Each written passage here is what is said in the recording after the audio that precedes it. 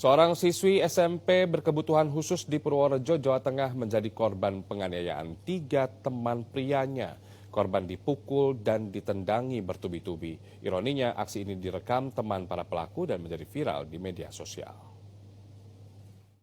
Video aksi tidak terpuji 3 siswa SMP di Purworejo yang menganiaya seorang siswi berkebutuhan khusus viral di media sosial. Selain dipukul dan ditendang, korban juga dianiaya menggunakan sapu.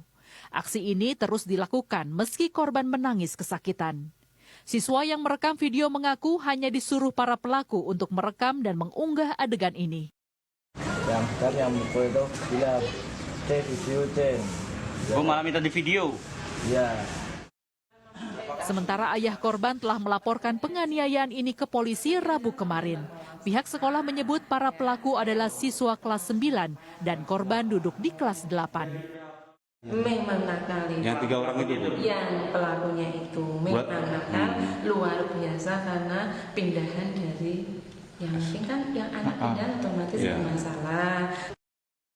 Sementara dikutip dari detik.com, Polres Purworejo telah menetapkan 3 pelaku, TP, DF, dan UH sebagai tersangka penganiayaan. Para tersangka yang masih berusia remaja ini dijerat pasal Undang-Undang Perlindungan Anak dengan ancaman 3 tahun penjara atau denda 72 juta rupiah. Heri Sugiarto, Purworejo, Jawa Tengah.